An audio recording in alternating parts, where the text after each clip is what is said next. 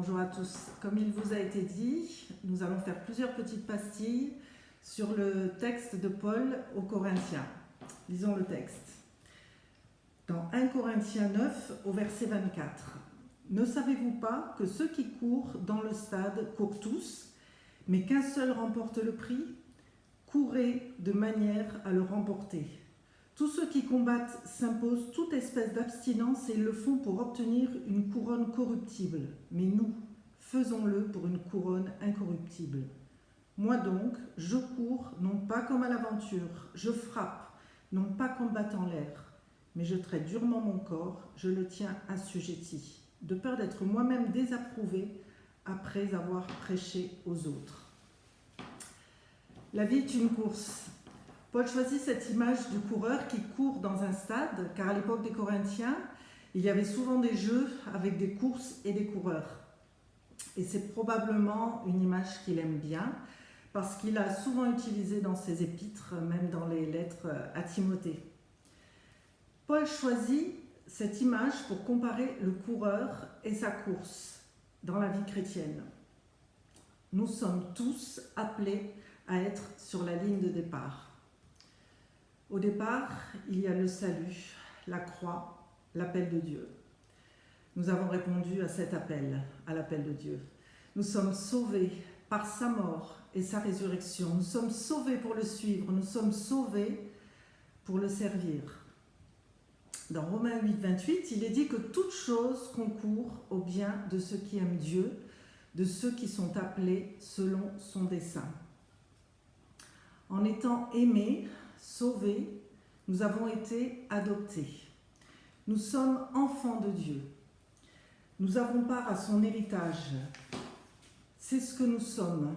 C'est important de le réaliser.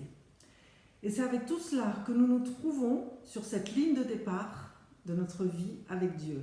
Cette nouvelle vie a été acquise à la croix. Nous avons quitté notre ancienne nature pour revêtir une nouvelle nature, divine, donnée par son Saint-Esprit. Nous avons été libérés, délivrés de notre ancienne nature. Beaucoup ont pris le départ de cette course. Beaucoup nous ont devancés, comme les héros de la foi de Hébreux 11. Nous sommes sur la même ligne de départ qu'eux. Ils sont nos modèles.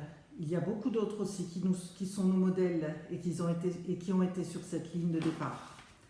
Jésus aussi a fait cette course quand il était sur la terre. Il a accompli la volonté de son Père et il a été tenté comme nous en toutes choses. Cette course n'est pas un sprint, c'est une course d'endurance, un marathon. Le but est d'aller au bout. Et pour ça, j'ai besoin d'un bon équipement. Nous nous retrouvons donc sur cette ligne de départ, prêts à démarrer. Dans 2 Corinthiens 13, verset 5, nous sommes encouragés à nous examiner nous-mêmes, à nous poser les bonnes questions sur notre foi. Ai-je laissé mes vêtements d'avant, qui sont lourds et sales, au vestiaire? Est-ce que je me suis bien débarrassé de tout? Un coureur doit courir léger s'il veut aller loin. Une autre question. Est-ce que je suis bien équipé? Suis-je assez équipé pour cette course? Est-ce que j'ai le bon dossard? Ce n'est pas un numéro sur mon dossard. Nous ne sommes pas des numéros. Il y a le sceau de Dieu. Dans Éphésiens 1 au verset 13, il est dit que son Saint-Esprit nous a marqués de son sceau. Et dans Éphésiens 6 au verset 4, nous sommes encouragés à avoir la vérité pour ceinture, sa vérité, afin d'être ferme et de tenir droit. Est-ce que j'ai les bonnes chaussures solides qui me permettront d'aller loin, qui résisteront à l'usure? Là encore, Éphésiens 6 recommande aux chrétiens de porter les chaussures du zèle de l'Évangile. Dieu a prévu cet équipement pour moi. Est-ce que je me suis bien changé?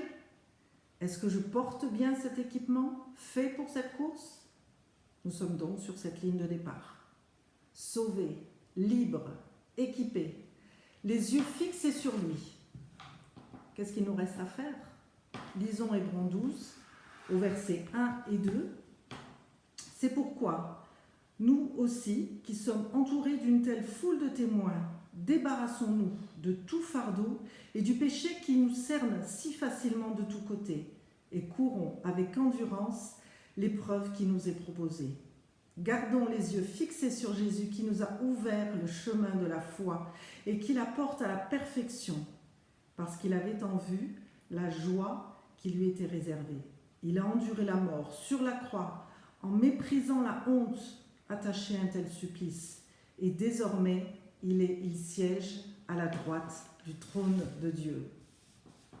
Donc, que nous reste-t-il à faire?